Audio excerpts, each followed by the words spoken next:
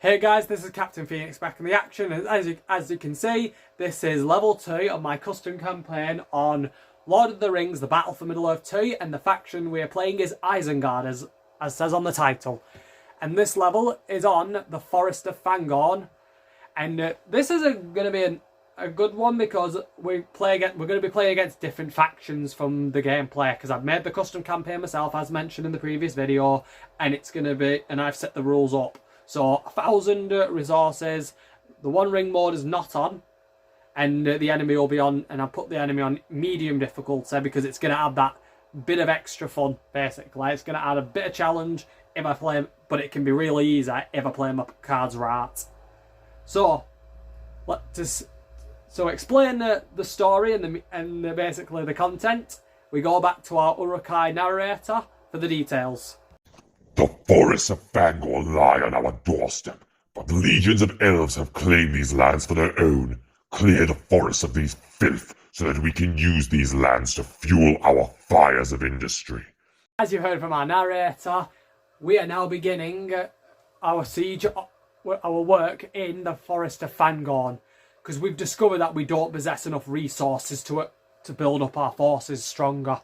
We have the numbers, but we have too many soldiers that cannot be armed in time. We don't have the means. Saruman would suggest that we build a dam, block the streams, work the furnaces night and day if we have to. But we don't have enough fuel to feed the fires. So now we have to travel to the Forest of Fangorn. We destroy it. We will burn it down if we have to.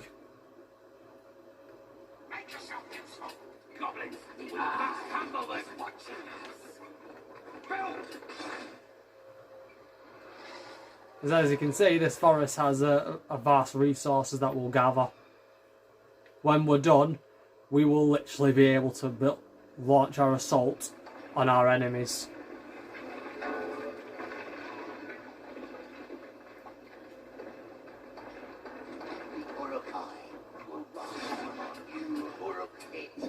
We need more resources. Another building all finished up.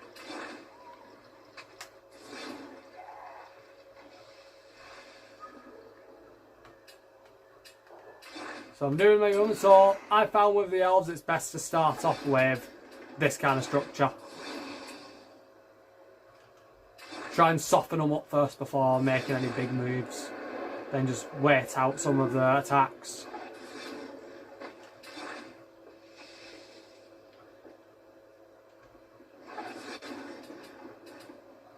Warriors have been spawned.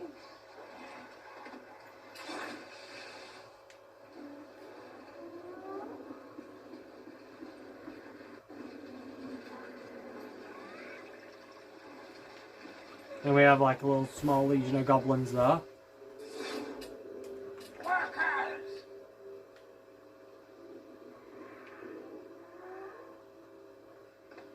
Make yourself useful. Again, so what we're doing is we're building up the economy. Because we've got the war chant, we're gonna like get a small force ready. So honestly, that is the best way to start with Isengard. Get a small force out first. And look at that. And look at that. The enemy already started. They've already started building stables. So if I hadn't launched the assault, I wouldn't have stood a chance there. This will probably be a quick gameplay, honestly, unless I let the enemy live for a little longer just to show a demonstration. But as I was saying, this is the best way to defeat your enemies. There they are. Work never ends here. Hurrying up with the resources.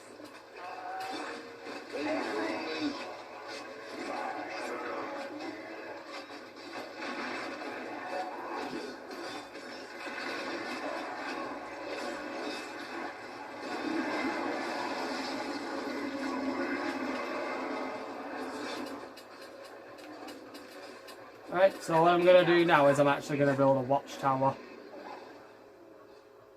Right here.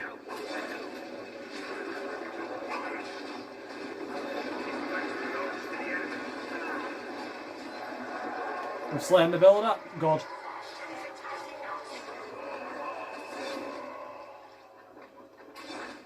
No, we haven't got to the builder yet. Fix that attitude of yours. More Urukai, so again, I'm literally not I am not wasting any time I get.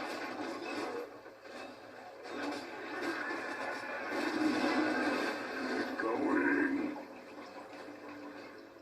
Keep up. These buildings to the enemy. So I'm literally having a quick look about.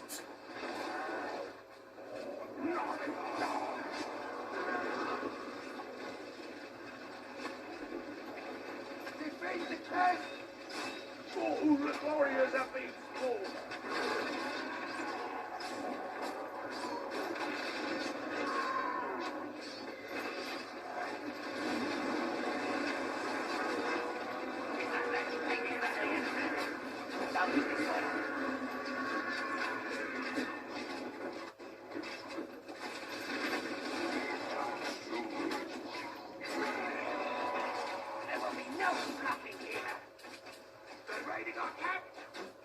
Let's try and put it a bit more back here.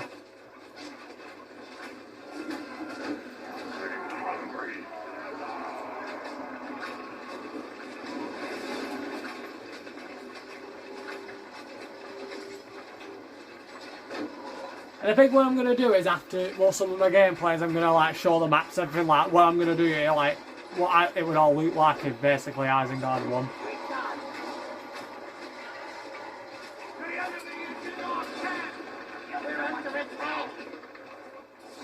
How does it attack? See, Luke?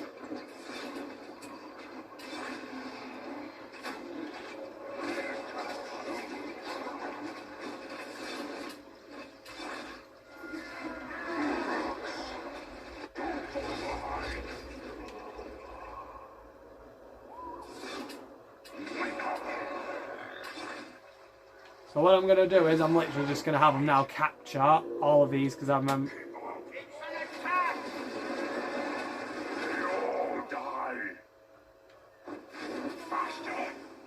And just leave them there, then it's literally just a matter of waiting now.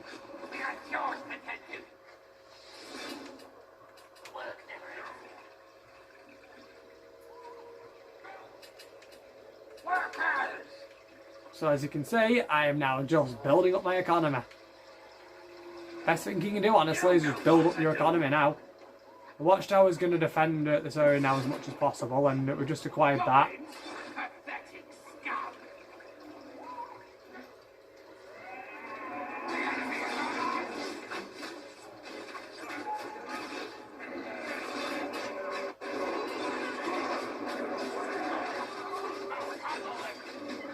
But we're on 7 minutes already and we've already crippled the enemy.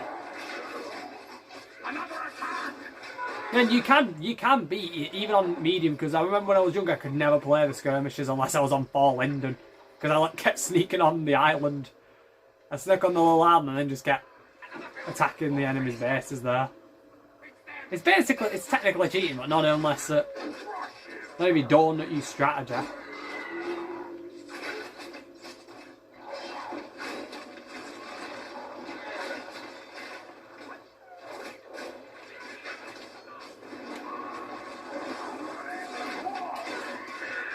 Because the goblins, like, they're not even doing that much damage unless I let them.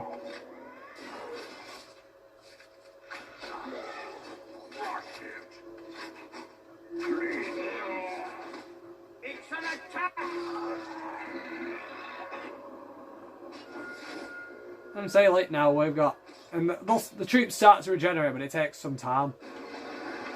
And luckily we have got all the time we need.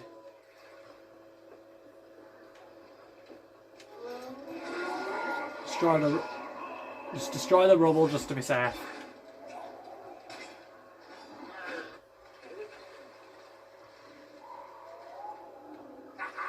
We have the building!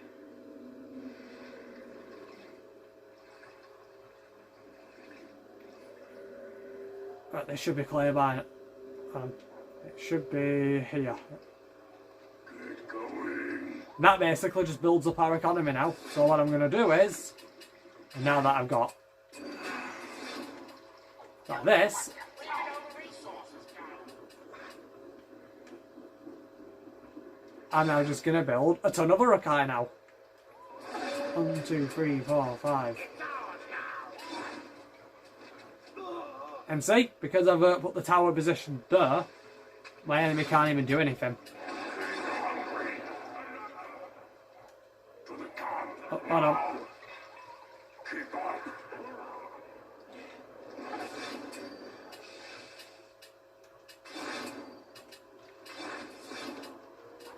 need more resources.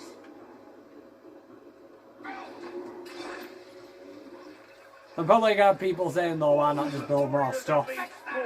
You know, just save. You know what to do.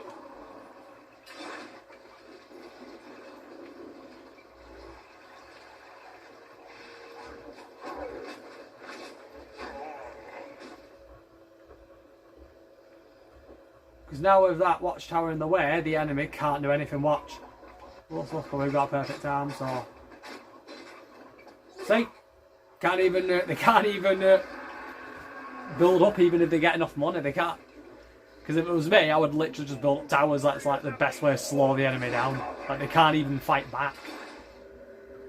So literally all I'm doing now is just gonna keep stalling for time. Another building all finished up. Make yourself useful. Oh, we're still playing? Yep. I'm just glad there's not been any distractions yet. That's around 65.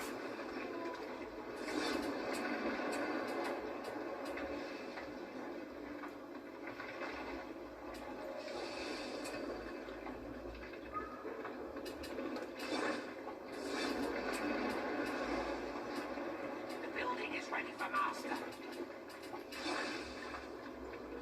Another building all finished up.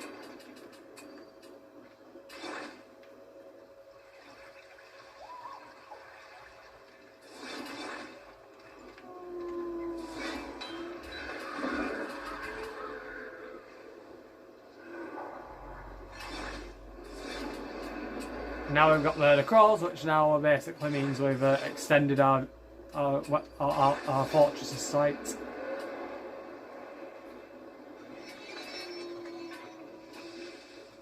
We've expanded the armory. There we go. So again, all we're doing now, because I don't want to lose too many, I just want to make sure I can destroy that fortress properly, so we're just going to just patiently wait. Which kind of ruins it for some people's gameplay experience. I'm like, no offence.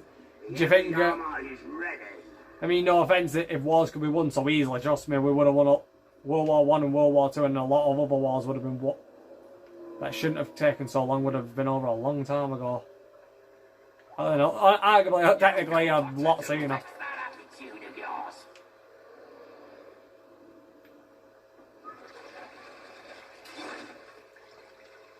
Okay, upgraded, heavy armour, so next is... The next one's that. Because when it's on 3,000, that's an estimate of 1,500 each. Because it's 300 times 5, yeah. 3 times 5 would be 15, you know, times 100 equals 1,500. I do like this, again, I just like the industrialisation of it. I mean, Industrial Revolution had its pros and cons. It was technically one of the best revolutions ever for a country. It was which the British did. Like, we the British invented work. We invented, like, mass work and mass production, because our revolution was the Industrial Revolution. You know, I think it was the French Revolution. They basically just invented being French. As a result, a lot of dead French people. Progress. Again, progress. You know, the Russians had a similar revolution to the French, but no one bothered with that.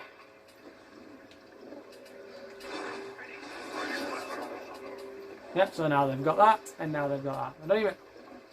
I actually don't even know what this does, the flags. I don't know what it gives you. Does it give you just one extra troop? There's the enemy. What should we do?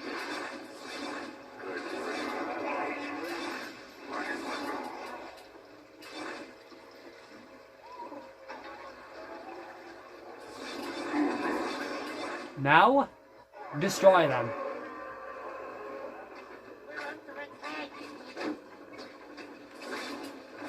And then,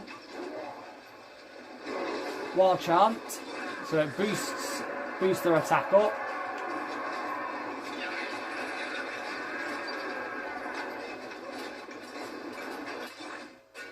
I don't need to get anything else now.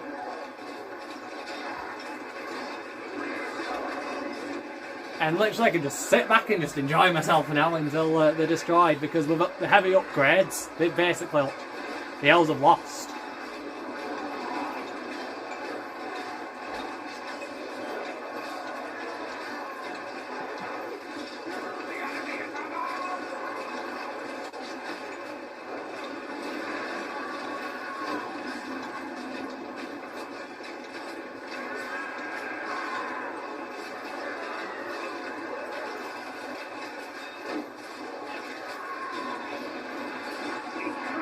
And we won! So now that we have a passage clear, the Uruk-hai can now begin using the Forest of Fangorn as a fuel, basically as a factory to build the weapons and build their armors and build the siege weapons. So it's a massive win for Isengard now. So comment down below what you thought of this gameplay so far. If you want me to talk about certain strategies for factions and everything, I don't mind doing a video on that sometime after the campaign. And until then, this is Captain Phoenix, over and out.